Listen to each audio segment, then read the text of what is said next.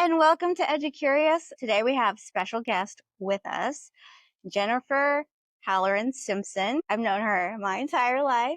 She's a wonderful part of our community, and her life is built around service of others, service of her community, and she is one of our foundational educators here in this area. So welcome, Jennifer. I'm so glad to have you on the show today. Thank you so much for having me. I love the whole idea and your podcast. So I'm thankful to be a part and hope we can have a great conversation here today. Well, I have so many questions to ask you a little bit later, but to start off, I'd like to hear about your journey. So, as a young girl, I had the great opportunity to attend Hillcrest Elementary, which is one of our elementary schools here in town. And one of my teachers there, Miss Anna Powell, was incredible. She really helped us to memorize our math facts, and that's something that stuck out to me.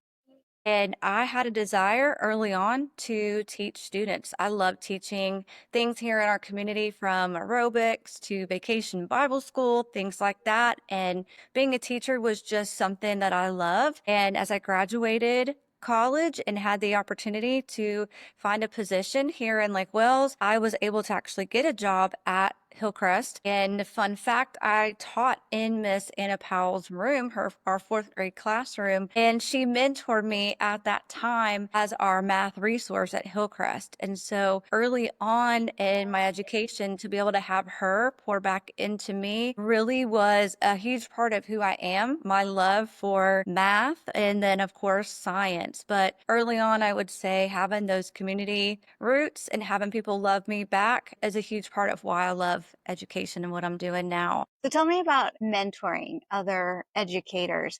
A lot of times new teachers come in and it's sort of just like trial by fire or fly by the seat of your pants. How do you implement mentoring into the role that you're in currently? Tell us about what you do. All right, so as a new teacher, you're so right. You've been kind of thrown in, and it is so great to have, for me, someone who would come along, partner along, and show me the ropes. And so what I've loved throughout my journey is being able to work with other teachers and to show them, really to work with them with standards and help them with classroom management, to really show them, mentor them, to watch them grow as teachers. And so, as a teacher myself, that was a huge part and a huge role of my job early on was leading our department and being able to work with teachers as that has built, grown, and developed.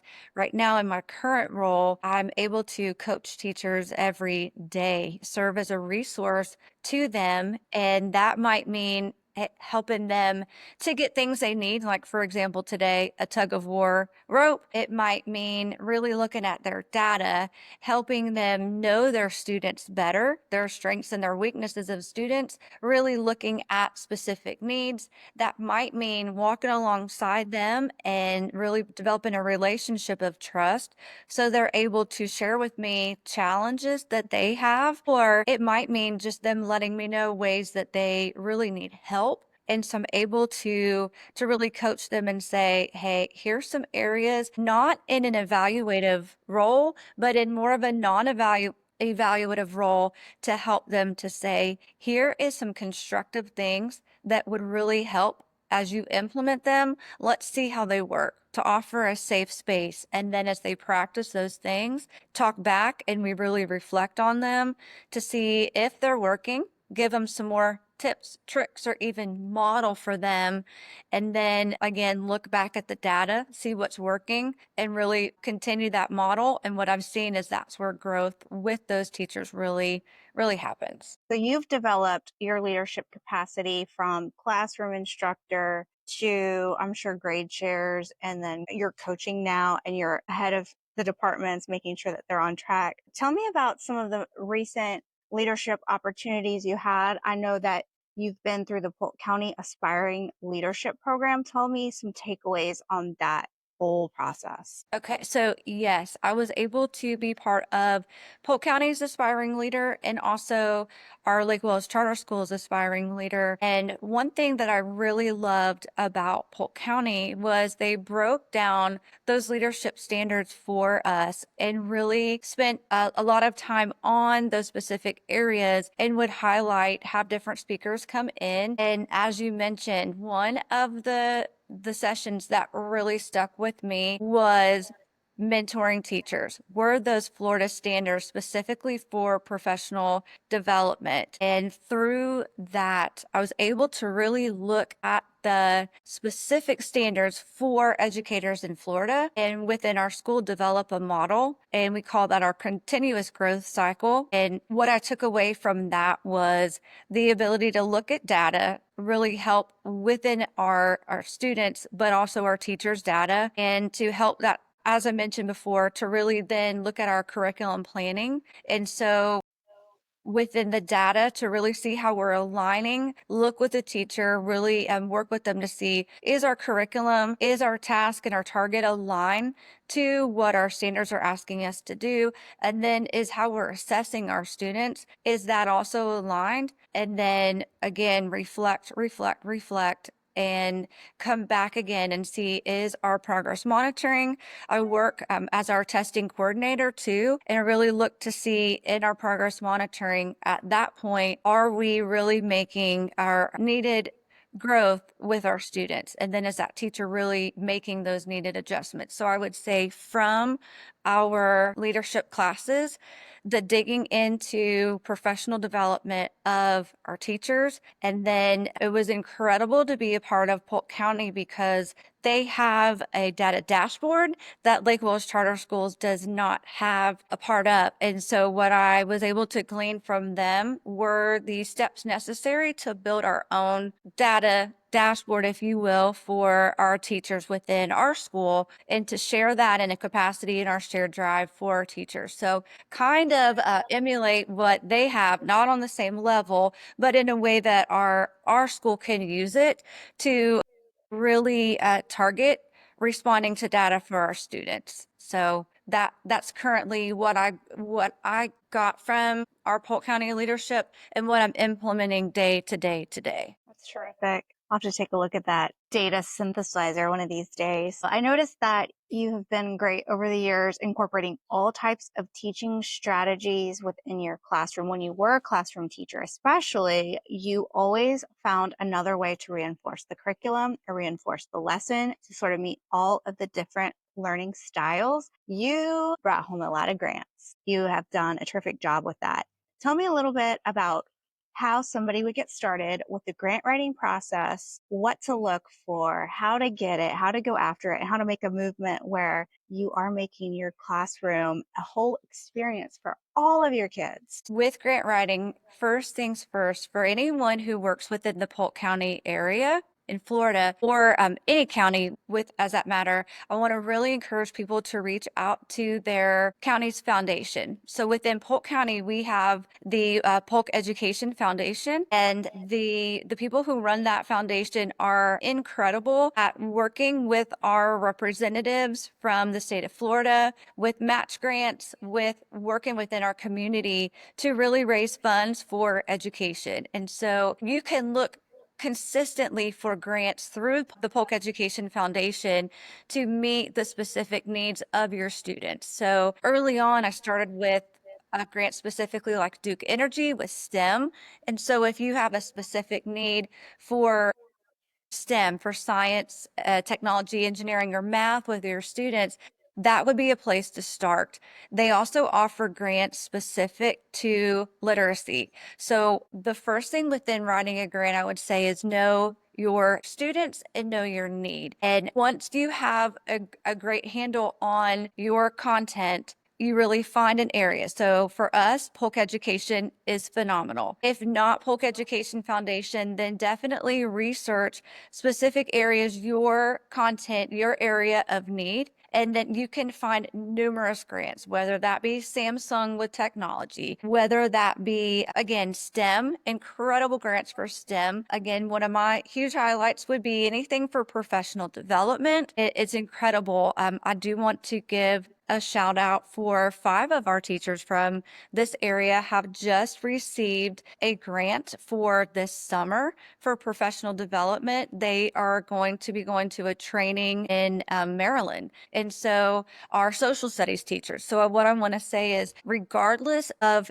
your content, there is grants available. So what you want to do is know your content, research, find that area, and then with your students, you want to be creative in the way that you present your grant, you present your ask. And so for me, I love a catchy title that goes along with your students and what you look around and see that your students need.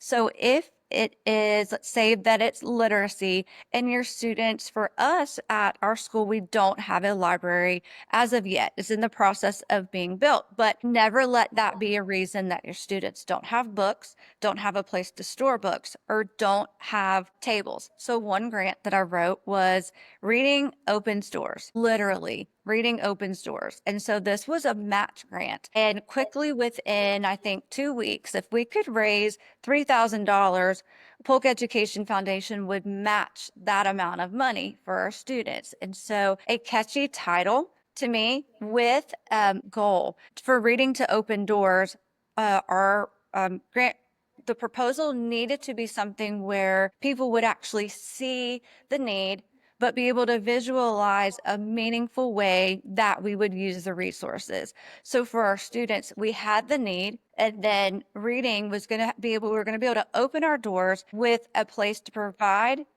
a space for students to read and collaborate, but also many libraries for our students, and then books for them to be able to put into these libraries. And so our books, of course, align with the best standards and were specific to those grade levels for our students. Next, along those lines, you really want to know your students' data. You really want to be able to provide pre-assessments and post-assessments so that your proposal, you can go back and really show the growth in these areas for your students so that the proposal for those people that they know, hey, you've made a difference in the lives of our students. You've given them something that they would not have been able to do without you. And you've also helped them to better themselves in their learning and to be able to show that in a metric where they can see it. So those have been ways. I will tell you, very few times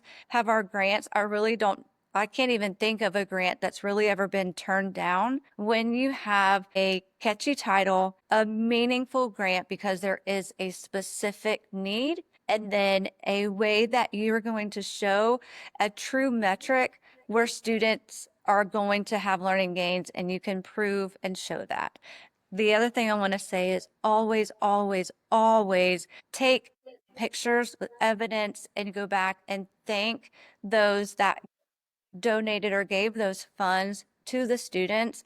Have your students help along the way, because time and time and time again, those same people you'll see that will go speak volumes, and year after year, you'll be able to get those same people will be willing to give again. That's great advice. And a lot of times with the grants, they are companies that are presenting on your behalf in front of a board. And so those numbers do matter. They might be less familiar with the educational terminology, but those pre and post tests speak volumes. So I'm so glad you mentioned that part. You talked about the professional development and how excited you are about some of your teachers going. Tell me your thoughts on professional development within your career, where it's inspired you the most, what you'd like to see more of, and just some meaningful highlights from that aspect. So, one of the greatest opportunities that I have ever had for myself was the opportunity to go to NSTA, the National Science and Teacher Organization, ExxonMobil with Phil Mickelson. I was able to go to their teacher training for STEM in New Jersey. Actually, it was on the Hudson River, so it was near Statue of Liberty and overlooked New York City. And it was an incredible opportunity for me where I learned firsthand that students develop their love really for science at the early ages of third and fourth grade. If we can capture their heart, their love for science, that's really where they grab hold of that passion. And especially for our girls, where we can encourage them that science and math are cool. It is great to be smart and to have this passion for your future.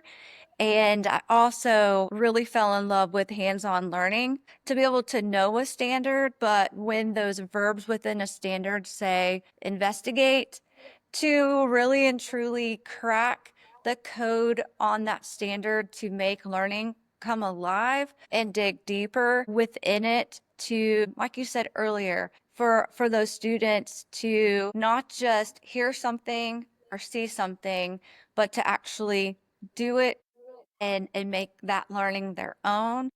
And that for me was the greatest professional learning that I have ever been a part of, and it changed me forever. And so my takeaway from that was if I ever have the opportunity to work with students or other teachers, I would love for learning to always come alive. That life wouldn't just be about sitting and getting, but that it would be hands on, up and doing, and that everyone then would have the opportunity to reflect on their learning and talk about it. And I agree with not wanting that to be the norm, but making it come alive because third and fourth grade is pretty pivotal in the lives of students. Something I don't know a lot about, but would like to pick your brain on is the testing coordinator, all of the things that go within testing. Speak on it as if you are kind of educating some of the parents, like what all is involved? Why do we do it? Why are the kids so stressed out?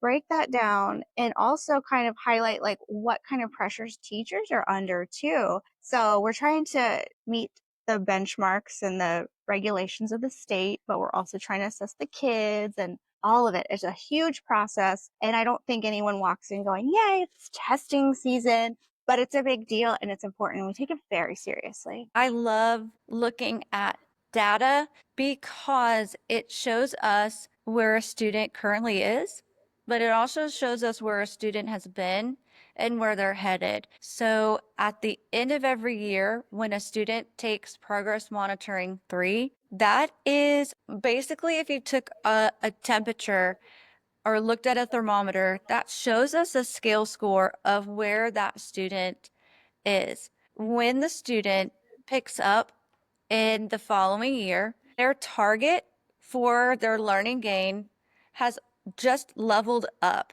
So when I sit and I speak with students or teachers, I tell them, okay, so in fifth grade, you are a level 4, but your level 4 was a 233 as a scale score. Now that you've moved into sixth grade, your scale score now for the level 4 just moved to a 236. So even though a student may still score around a 233, they may now see where on that thermometer for scale score needs to continually rise because what we're trying to do overall is show each year that we're gaining. The scale score itself will stay the same. And so I really encourage students, teachers, and families, don't let this be something that stresses you out.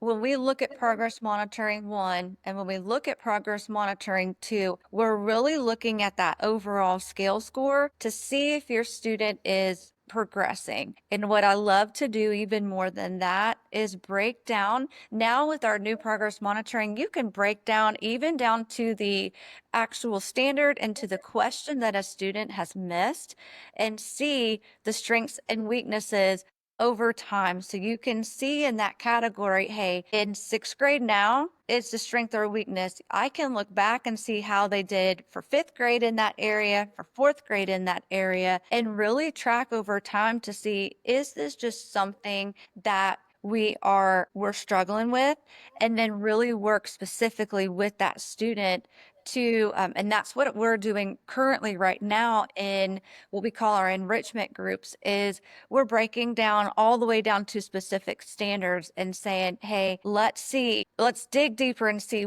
how we can help you to really have a breakthrough with this particular benchmark or standard. So for our students, what we're seeing is them being able to move that scale score up. And so I don't really want them to look at or stress out and say, no, it's testing time. Our students really know where they are and they know what's needed for them. They're ready and they're confident because they know their weakness. They know what it was that may have tripped them up a little bit, and they're ready to push forward and get those points that are going to push them and solidify that level 4 or push them to what it's going to take to move from that 1 to that 2. Thank you. That was very helpful, especially about the scale scores, because we get these handouts as parents that have these numbers and kind of like a sort of bar graph on it. Sometimes it's black and white, sometimes it's in color. And it is kind of like we're trying to make sense of it.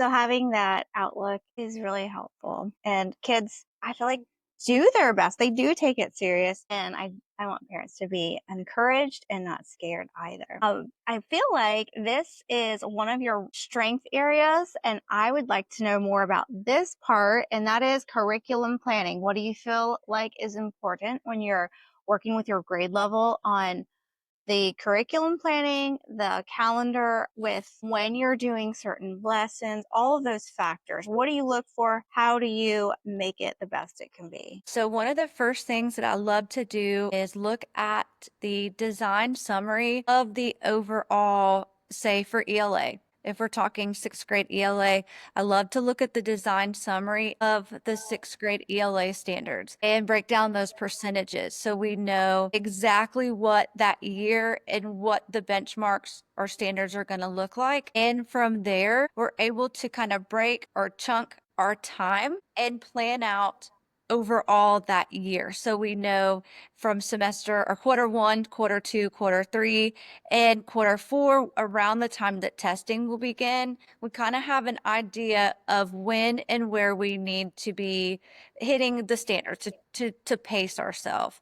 And then what we do from there is break down and look at units. And so of course, ELA is different than math, and math is different from science. And so within a unit, we're very helpful for ELA. We have Common Lit, which helps within units. And then for just dependent for science, had the great opportunity with our team to develop our own curriculum. So that's something else that I actually love. But with, say, for science, what we're able to do is break down those 4 disciplines of science and focus on life or focus on physical science. And so with our team, what we've been able to do is allot that amount of time for each unit based on the quarters. And from there, we have tracked basically the semesters, work with each other, and know exactly, not exactly, but about how much time each unit needs. And again, we're tracking those benchmarks with formative assessments. And if students need more time, especially with our 8th grade, we really meet and focus on our amount of time to be able to review things too, so that we're set and ready when assessment time comes at the end of the year. Well, since you mentioned developing your own curriculum, jump into that. I want to hear about that. Okay. I love, again, breaking down a standard, seeing exactly what is needed for our students. And so early on, of course, to buy curriculum, it's about 20,000, 30,000 plus. And we just did not have that type of money. And so we have Google around that time too. We were running into COVID. And so, we were shutting down. And so, unfortunately, AI was not here at that time. And so I would just really take the resources that we had within our standards and write a lot of the stuff that we needed for our students. And so beginning with the standard, and like I said, if it was investigate, if it was describe, for our students, really write specific questions, write and create the labs that our students would be doing hands-on. And then from there, um, write and ask for the grant of what we needed for our students to be able to have these hands-on tools to complete what was needed for our science to come to life. And so when you open our science curriculum, it's full of folders and units that are broken down, that's all created basically on Google Docs and Google Forms and Google Sheets and Google Slides that are developed from the time that it's taken from our standards. And so that was just created from a love and a heart and a passion straight from our benchmarks of science. I'm thinking back to our sixth grade, who is currently working on contact forces. So their job right now is to illustrate and describe contact forces, specifically with magnetic forces and gravity. And so what better way to illustrate balanced and unbalanced forces than a good old tug of war? Okay. And so with our students, what I love for them to do was to illustrate literally on in their curriculum. What they would do that day is develop different teams with tug of war. And what students were able to see and then actually write up was the difference is in forces when you have no movement in the rope, and they knew that a force was in that case, was a pull. And so they would be able to write that. And so we're reading, we're talking, and then we're illustrating that literally in that tug of war was that pull. If a team wins, so no movement, force is balanced. Movement in this case, what is that letting them know? Is that if a team wins and force is a vector, what is happening in this case is that force is unbalanced. And so the students from there, again, needing to know the content, know what the students needed to learn, but able to being able to bring it to life and have that written for our teachers to follow was my goal, my heart, my love. And then here's the tug of war rope, if they're willing to take that step and really work with the students and do it. Again, in writing up, this is what force is, this is what balanced and unbalanced is, and here's how you calculate it. So again, incorporating the math for the students there, really incorporating the reading strategies. You just don't get that from, I mean, you can get that from a book, but bringing that to life to pull in our sixth grade standards with multiplying decimals to bring in our reading strategies, you just don't get that from a book to incorporate everything that's needed in the sixth grade world, and then to be able to have your students reflect and write about it. I love that interdisciplinary learning for those students. So that is just one example of our sixth grade, and the just a sample of something that they would be using, kind of cross curricular of what they're up to. Can you give me an example of how standards build off each other from year to year? Sixth grade is learning this, but then in seventh grade, it levels up a little bit more and they're learning this plus this, just to sort of help maybe parents or newer teachers understand, okay, this is what a standard means, and this is how it's a building block for learning. Yes, absolutely. In that same situation where we're looking at the basic of gravity and how gravity is a force for our sixth grade students, you're going to really level that up in your seventh and then really into eighth grade.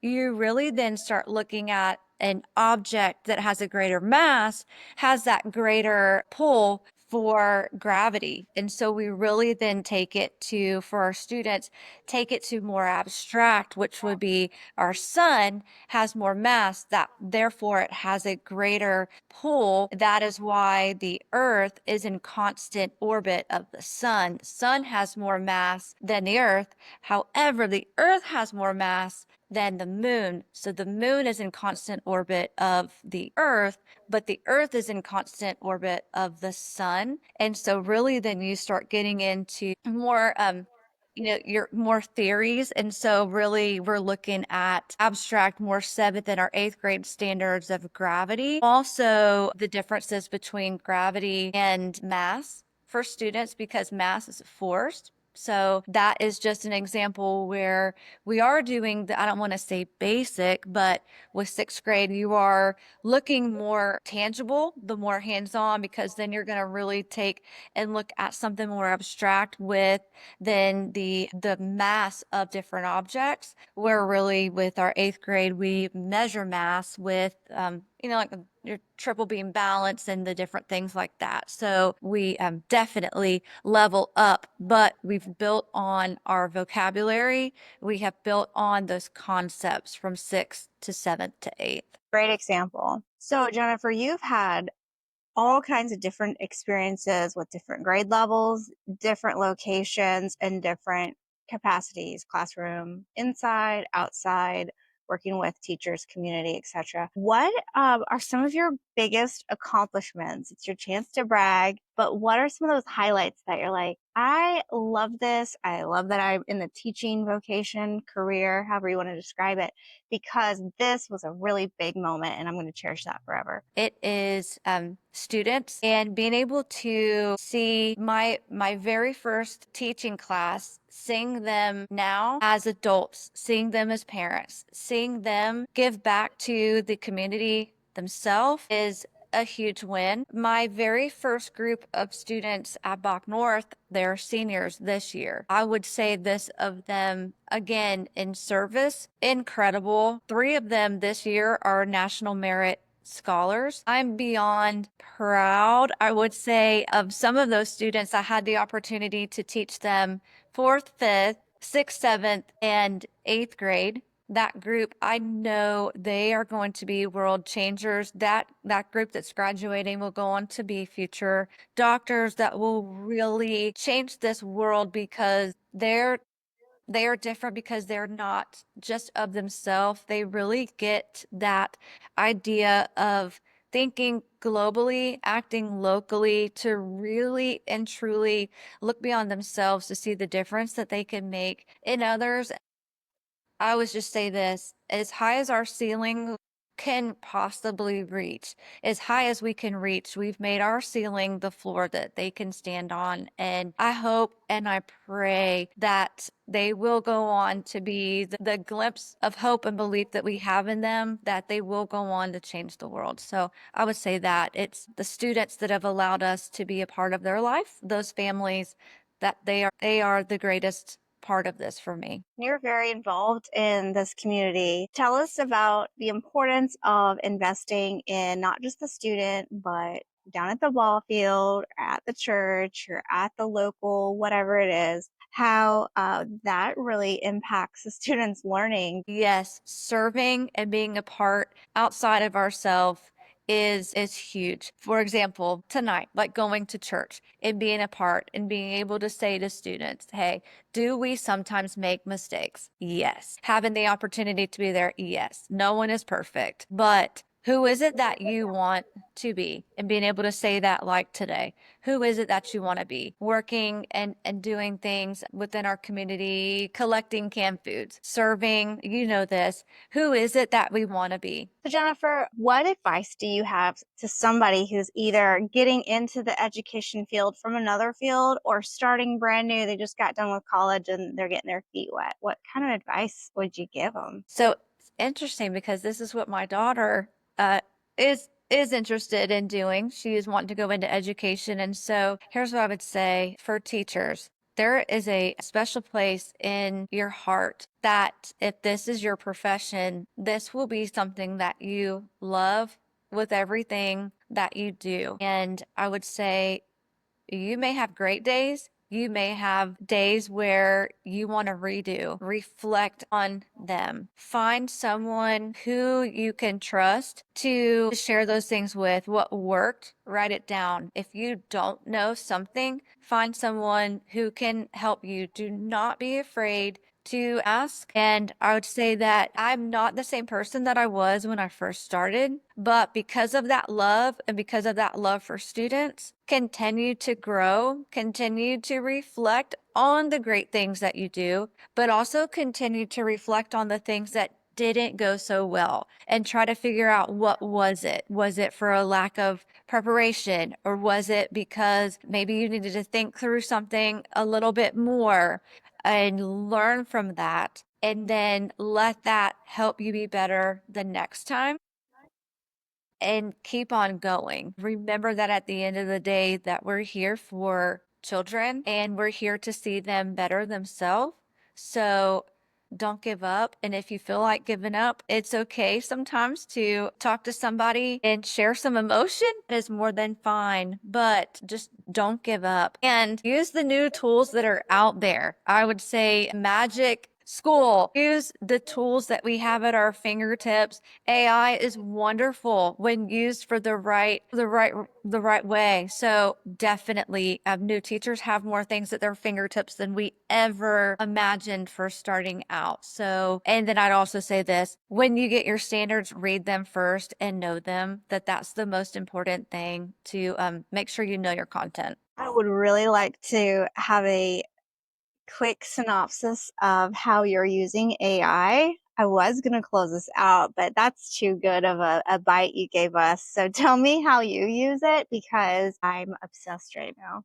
Yes. Okay. Well, one thing, Magic School, incredible. If people are not on that, they need to get on that. I love Magic School. I also want to say this with Chat GPT is wonderful. I will be the first to admit it's wonderful. I love to write, and a lot of people know this about me. Of course, with writing grants, I love to write grants. A great place to go if you don't know a great catchy title for a grant, guess where you can go? Is ChatGPT, and let it know exactly what you're interested in for the grant and ask for a catchy title. Obsessed, yes. Also, write the grant and then ask ChatGPT to edit it for you, and it will help make your words.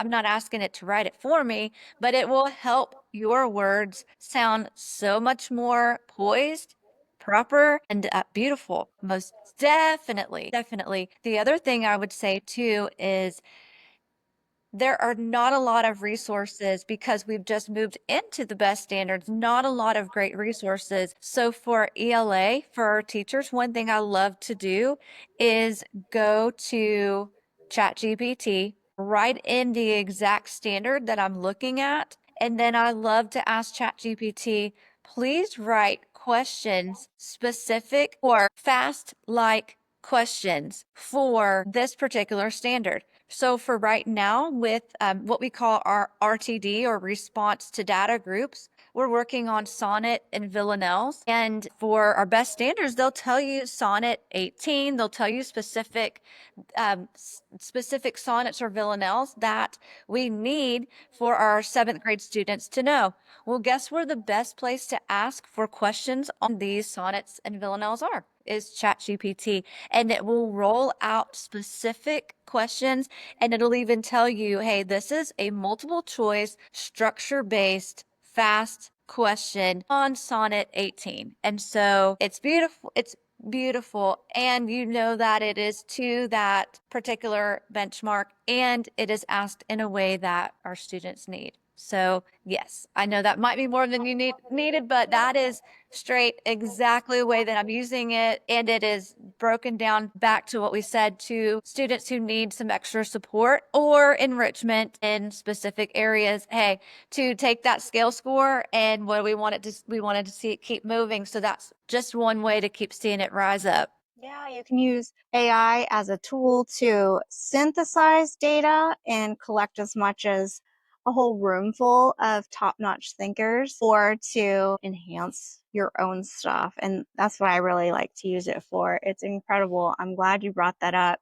There's an episode, one of my first ones, where it's all about AI. And probably by the time you're watching this, there's been a lot of changes. Yes. So Check it out. I came into a room today, actually, one of our biology rooms, and a teacher had used it for discussion questions within the students and had flipped the classroom where the students had researched and were then talking back on the discussion questions. I was in love with everything I saw. And I asked just talk to me a little bit about the ideas from this. And she said, she got it from Magic School. So, yes, I could not agree more. And that Magic School was just mentioned in an interview with Kelsey. That is her go-to. So I'm going to have to link some of these together. And then after this, I'll get some resource links from you and also some of your contact if a new teacher or a teacher maybe writing a grant wants to reach out, like or I'm feeling alone, I need to connect with somebody, how to Yes, reach out, because this is really built for y'all, for the yes, educators to connect and not feel like you're on an island pulling your hair absolutely. out. So we'll have all that on the website and on some of the links. Yes. But that brings us to the end of our show. You were jam packed with very helpful information. I so appreciate you being here. Whether you're a teacher, a parent, or just EduCurious, join the community as we explore various educational topics and learn from each other. Hope to see you again for another episode. Thank you, Jennifer. Thank you.